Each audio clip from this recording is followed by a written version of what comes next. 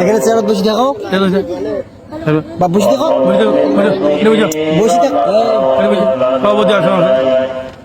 বসে থাকবি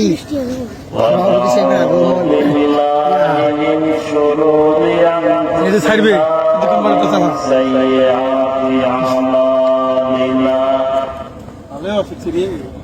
من يهده الله فلا مضل له ومن يضلل فلا هادي له ونشهد أن لا إله إلا الله وحده لا شريك له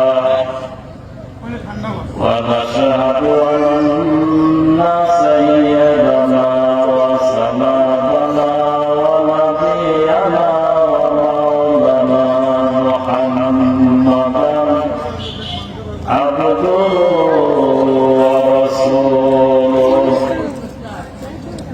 صلى الله عليه وعلى آله وأصحابه وبارك وسلم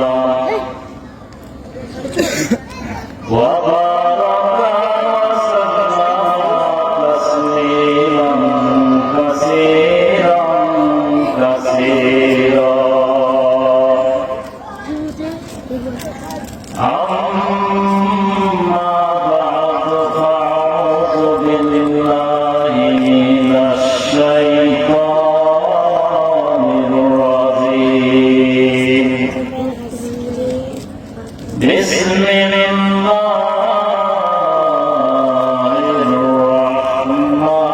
الرحمن الرحيم يا أيها الذين آمنوا اتقوا الله حق تقاته قال رسول الله صلى الله عليه وسلم التقوى هاهنا التقوى هاهنا التقوى هاهنا صدق الله العظيم وصدق رسول النبي الكريم ونحن على ذلك من الشاهدين والشاكرين والحمد لله رب العالمين. اللهم صل على محمد وعلى آل محمد كما صليت على إبراهيم وعلى آل إبراهيم إنك حميد مجيد. اللهم بارك على محمد وعلى آل محمد كما باركت على إبراهيم وعلى آل إبراهيم ইন্নাকা হামিদুম মাজিদ। আল্লাহ পাকের একটু জিকির করি। আল্লাহ আল্লাহ আল্লাহ আল্লাহ আল্লাহ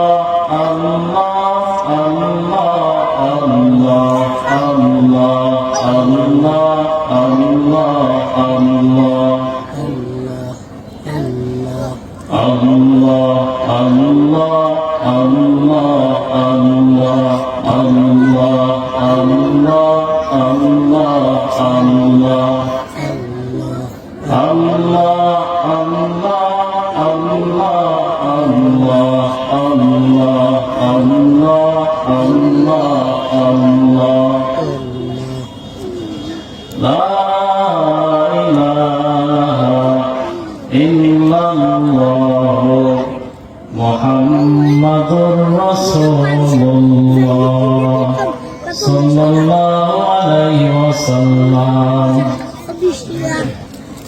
আমি কোরআন শরীফের সূরা আল ইমরান থেকে একটি আয়াতের অংশ বিশেষ তেলাওয়াত করেছি এবং একটি হাদিসের অংশ বিশেষ তেলাওয়াত করেছি।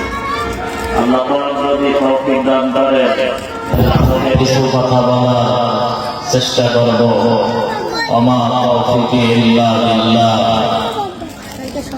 আল্লাহ পাক ইরশাদ করেন, ইয়া আইয়ুহাল্লাযীনা আমানু তাকুল্লাহ হাক্কা তুকাতিহ।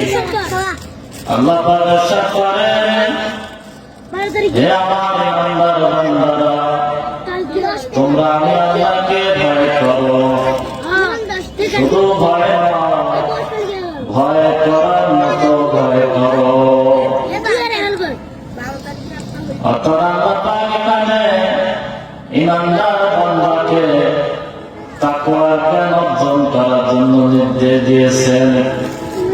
আল্লাহ পাক তার প্রিয় বান্দাদেরকে তাকওয়া নামক দৌলত অর্জন করার জন্য নির্দেশ দিয়েছেন। তাকওয়া বলতে বোঝানো হয়, তাকওয়া একটি আরবি শব্দ যার আধিকারিক অর্থ হলো ভয় করা, বেঁচে থাকা, বিরত থাকা, সতর্ক হওয়া। ব্যবহারিক অর্থে তাকওয়া বলতে বোঝানো হয় পরহেজগারি, খোদাভীতি, আত্মশুদ্ধি। আর ইসলামী পরিভাষায় তাকওয়া বলতে বোঝানো হয় কোরআন এবং হাদিস অনুযায়ী দুনিয়ার যত অন্যায়, অত্যাচার, পাপাচার, দুনিয়ার যাবতীয় পাপ কাজ থেকে শুধুমাত্র আল্লাহর ভয়ে ভীত হয়ে নিজেকে বিরত রাখার নাম হলো তাকওয়া।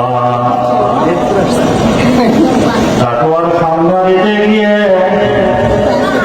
হযরত ওমর ফারুক রাদিয়াল্লাহু তাআলা আনহু হযরত উবাই ইবনে কাব রাদিয়াল্লাহু তাআলা আনহুকে বলতেছেন, ও ভাই উবাই ইবনে কাব, আপনি আমাকে বলে দিন তাকওয়া কাকে বলে। হযরত উবাই ইবনে কাব রাদিয়াল্লাহু তাআলা আনহু বলতেছেন, ও ভাই ওমর, আপনি কি আপনার জীবনে চলার পথে কখনো কি এমন কোন রাস্তা দিয়ে চলেছেন যে রাস্তাটা অত্যন্ত সরু? শুধু তাই নয়, আবার ওই রাস্তার দুই পাশে কাঁটাযুক্ত ডালপালা, আবার ওই কাঁটাযুক্ত ডালপালাগুলো এক পাশের কাঁটা এক পাশে হেরিয়ে পড়ছে। ভাই ওমর, আপনি কি এমন বিপজ্জনক রাস্তা দিয়ে পথ অতিক্রম করেছেন? আমিরুল মুমিনিন হযরত ওমর ফারুক রাদিয়াল্লাহু তাআলা আনহু বলতেছেন, ভাই উবাই ইবনে কাব, আমি এরকম রাস্তা অতিক্রম করেছি।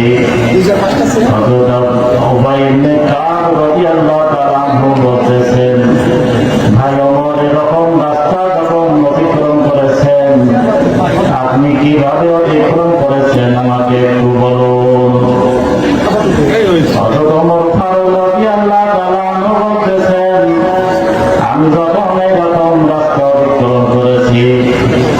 আমি আমার পরনের কাপড়গুলো এক হাত দিয়ে জড়ো করে নিয়েছি এবং আর এক হাত দিয়ে ওই রাস্তার দুই পাশের কাঁটাযুক্ত ডালপালাগুলোকে সরিয়ে দিয়েছি।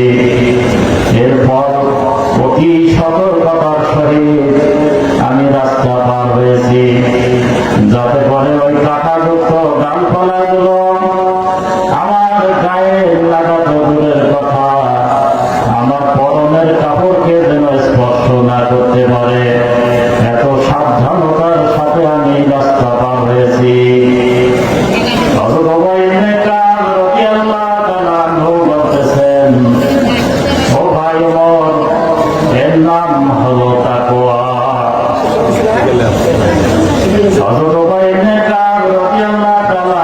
বলতেছেন, এর দ্বারা বলেছেন তাকওয়া এমন একটা পথ, এটা সহজ কোনো পথ নয়, এটা হলো কাঁটাযুক্ত পথ।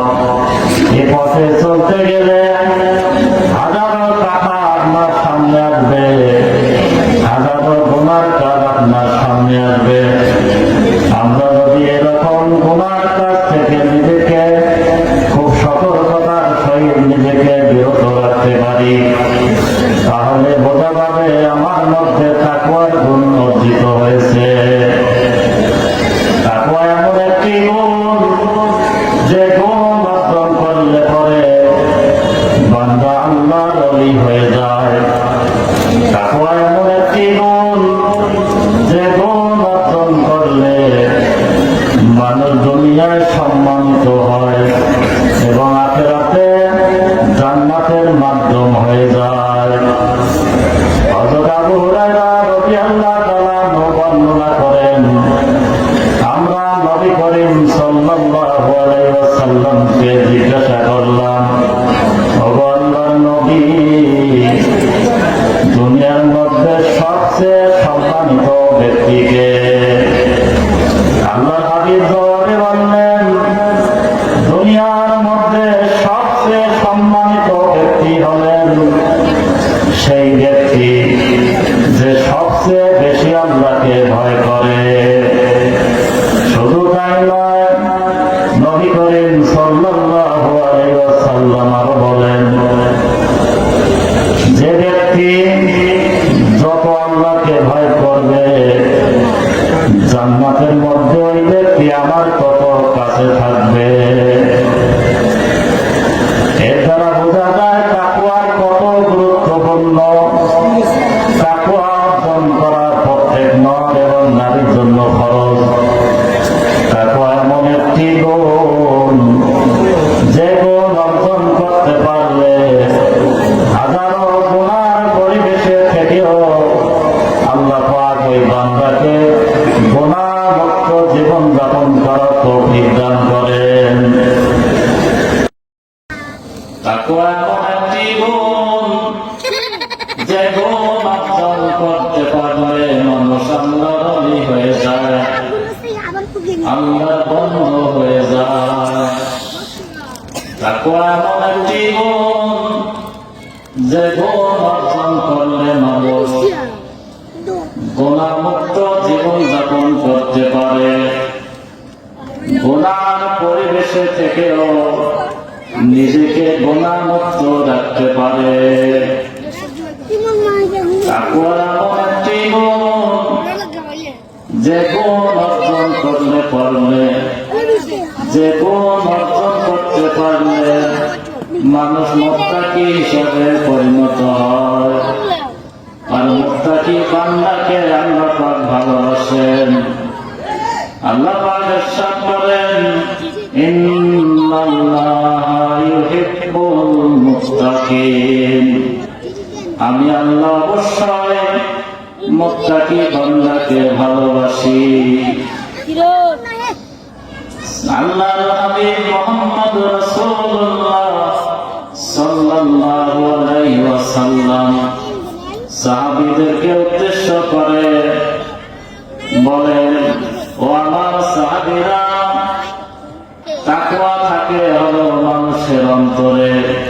শুধু একবার নয়, দুইবার নয়, তিনবার সাহাবী সাহাবীদেরকে উদ্দেশ্য করে বললেন এবং নিজের সিনার দিকে অর্থাৎ বুকের দিকে তাকিয়ে বললেন যে তাকওয়া থাকে এই বুকের মধ্যে, অর্থাৎ তাকওয়া থাকে অন্তরে। এজন্য দেখা যায় যার অন্তরে যত আল্লাহর ভয় বেশি থাকে সে তত গুনাহমুক্ত জীবন যাপন করতে পারে, আর যার অন্তরে তাকওয়া কম থাকে অর্থাৎ আল্লাহর ভয় কম থাকে সে তত গুনার কাজে নিজেকে জড়িয়ে ফেলে, অর্থাৎ নেক কাজ করতে পারে না, শুধু গুনার কাজ করতে পারে। এজন্য আমরা দোয়া করব আল্লাহ পাক যেন আমাদেরকে তাকওয়া নামক দৌলত অর্জন করার তৌফিক দান করেন। তাকওয়ার দৃষ্টান্ত দিতে গিয়ে বর্তমান সময়ের সবচেয়ে শ্রেষ্ঠ আলেম আল্লামা তাকি ওসমানী হাফিজাহুল্লাহ বারবার হযরত ওমর ফারুক রাদিয়াল্লাহু তাআলা আনহুর দুটো ঘটনা বর্ণনা করেন। এর একটি ঘটনা হলো সেই রাখালের ঘটনা। হযরত ওমর ফারুক রাদিয়াল্লাহু তাআলা আনহু মরুভূমির মধ্যে হাঁটতেছেন, হাঁটতে হাঁটতে তিনি ক্লান্ত হয়ে গেলেন। এরপর দেখলেন একজন রাখাল কিছু ছাগল চড়াচ্ছেন। হযরত ওমর ফারুক রাদিয়াল্লাহু আনহু ওই রাখালকে কাছে ডাকলেন এবং বললেন, এ ভাই রাখাল, আমি এই মরুভূমির মধ্যে হাঁটতে হাঁটতে ক্লান্ত হয়ে গেছি, আপনি যদি আমাকে একটি দুধওয়ালা ছাগল দিতেন, বিনিময়ে আমি আপনাকে কিছু টাকা দেব, আমি ওই দুধওয়ালা ছাগলের দুধ পান করে ক্ষুধা নিবারণ করব। হযরত ওমর ফারুক রাদিয়াল্লাহু তাআলা আনহুর কথা শোনার পর এই রাখাল বললেন, ভাই ছাগলগুলো তো আমার না, এই ছাগলের একজন মালিক আছেন, ওই মালিককে না বলে আমি এই ছাগল দিতে পারবো না। একথা শোনার পর হযরত ওমর ফারুক রাদিয়াল্লাহু আনহু বললেন, অর্থাৎ ওই রাখালের তাকওয়া পরীক্ষা করার জন্য হযরত ওমর ফারুক রাদিয়াল্লাহু আনহু বললেন, ভাই রাখাল, একটা ছাগল আমার কাছে বিক্রি করে দেন, আপনি আপনার মালিককে দিয়ে বলবেন এই মরুভূমির মধ্যে একটি ছাগল বাঘে খেয়ে ফেলছে। একথা শোনার পর এই রাখাল হযরত ওমর ফারুককে উদ্দেশ্য করে বললেন, এই লোক, আপনি যে আমাকে এই কথা শিখিয়ে দিলেন যে মালিককে বলবো একটা ছাগল বাঘে খেয়েছে, কিন্তু আপনি আমাকে বুঝিয়ে দেন আপনার আমার মালিককে সবসময় দেখেন, আমি ওই মালিককে কিভাবে ফাঁকি দিব?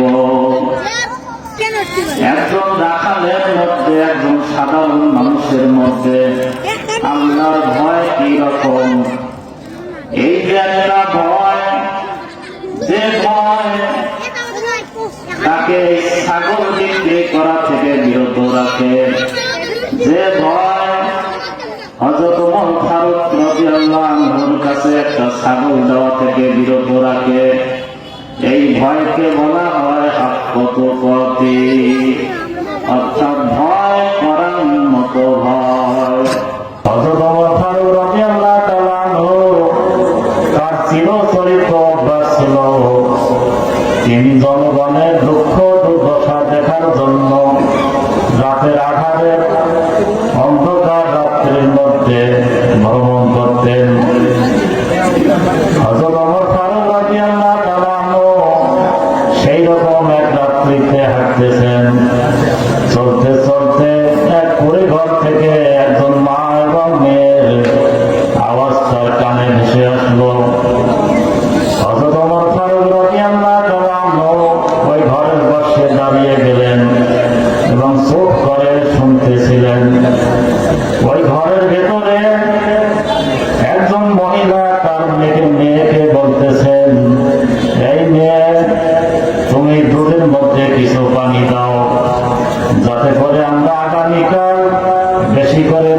বিক্রি করতে পারি।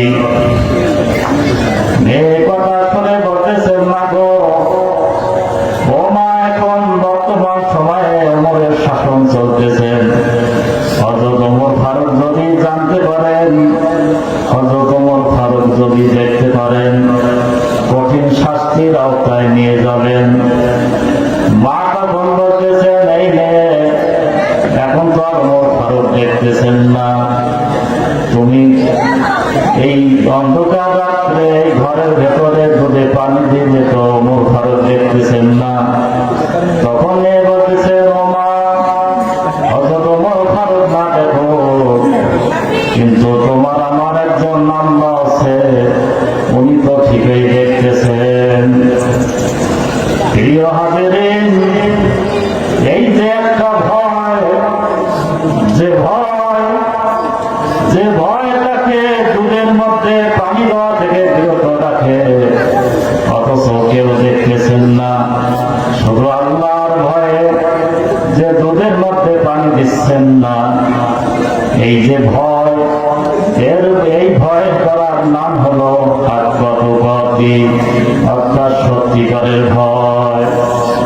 প্রিয় হাজিরিন, আমাদের জীবনে চলার পথে এরকম হাজারো গুনার পরিবেশ যদি সামনে আসে, আমরা চেষ্টা করব সেই মালিকের ভয়ে ভীতু হয়ে ওই গুনার কাজ ছেড়ে দেব। এমন সুযোগ আছে অফিস আদালতে লক্ষ লক্ষ টাকা ঘুষ খাওয়ার সুযোগ আছে।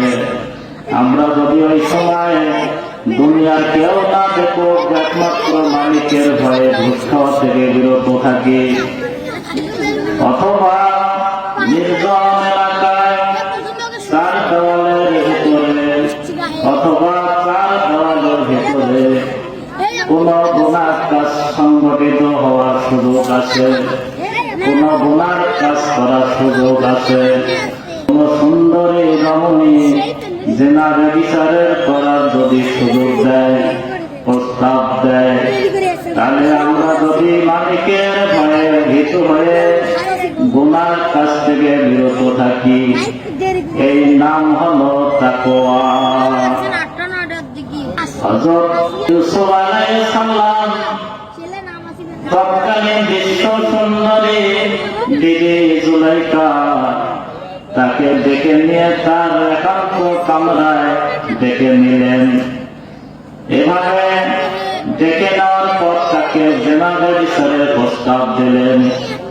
অথচ হযরত ইউসুফ আলাইহিস সালাম শুধুমাত্র আল্লাহকে ভয় করে ওই জেনা করা থেকে বিরত থাকার জন্য আল্লাহকে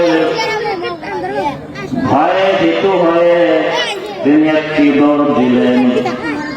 এর ফলে আল্লাহ পাক তাকে ওই বিপদ থেকে উদ্ধার করলেন। প্রিয় হাজিরিন, আমাদের জীবনে এরকম অসংখ্য গুনাহ করার যদি সুযোগ আসে, আর আমরা যদি এই গুনাহমুক্ত জীবন যাপন করতে পারি, আল্লাহ পাক আমাদেরকেও অনেক ধরনের বিপদ থেকে রক্ষা করবেন।